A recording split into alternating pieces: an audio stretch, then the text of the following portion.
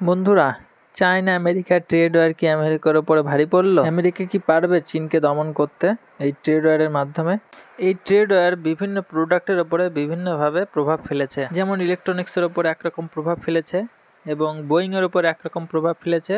এছাড়াও rare earth মেটালের উপরেও একরকম প্রভাব ফেলেছে।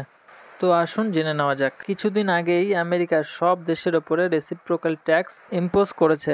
এই ট্যাক্সটি বেশিরভাগ দেশের উপরে প্রথমে অনেক পরিমাণে থাকলেও পরে তা কমে 10%-এ নিয়ে আসা হয়। কিন্তু চীন এই রেসিপ্রোকাল ট্যাক্সের জবাব দেয় ও তারাও আমেরিকার প্রোডাক্টের ওপরে। এর ফলে ডোনাল্ড ট্রাম্প রেগে গিয়ে চীনের উপরে 125% ট্যাক্স ধার্য করে এবং তারও কিছুদিন পরে এই ট্যাক্স আরও বাড়িয়ে 245% করা হয়, যা চীনের সরকারের জন্য একটি মাথা ব্যথার কারণ হয়ে দাঁড়ায়। আর এরপরেই চীন আস্তে আস্তে বিভিন্নভাবে জবাব দেওয়া শুরু করেছে। এই ট্রেড ওয়ারের ফলে চীনের সোশ্যাল মিডিয়ায় কিছু ভিডিও ভাইরাল হচ্ছে। আসুন তারই মধ্যে একটা ভিডিও দেখে নিই। Recognize this style, this bag?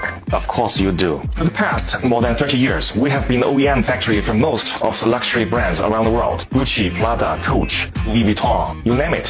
But for this, I am not proud because we were only making our wages. The profit margin for the people who are actually making the bags are very low.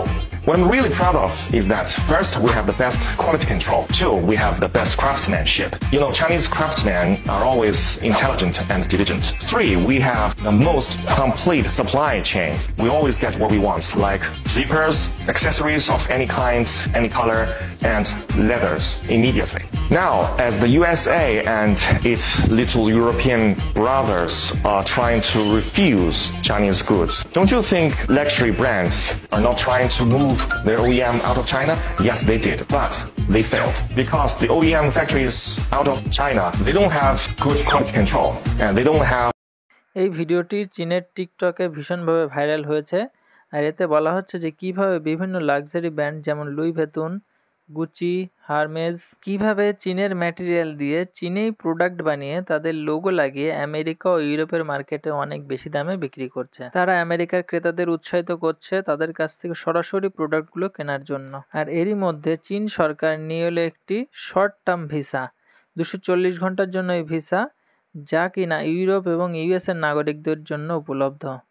এই visa নিয়ে চীনে এসে shopping করার জন্য তাদেরকে অনুপ্রাণিত করা হচ্ছে। আমেরিকা চীনের বেশিরভাগ প্রোডাক্টেই ট্যাক্স বাড়ালেও আপাতত ইলেকট্রনিক্সে কোনো ট্যাক্স বৃদ্ধি করা হয়নি। আর এই ট্রেড ওয়ারের পাল্টা হিসাবে চীন তাদের সমস্ত এয়ারলাইনকে বলেছে বোয়িংয়ের থেকে প্লেন কেনা স্থগিত রাখতে। বর্তমানে এয়ার চায়নার ও চায়না সাউদার্ন এয়ারলাইনের 81টি প্লেন 2025 থেকে 2027-এর মধ্যে ডেলিভারি দেওয়ার কথা ছিল। এছাড়াও আমেরিকাকে চাপে ফেলতে চীন বর্তমানে 6 ধরনের রেয়ার আর্থ মেটাল এক্সপোর্ট বন্ধ করে দিয়েছে। এছাড়াও রেয়ার আর্থ ম্যাগনেট এক্সপোর্ট করা বন্ধ করে দিয়েছে, যা দিয়ে গাড়ির ও মিসাইল এবং ড্রোনের বিভিন্ন যন্ত্রাংশ তৈরি করা হয়।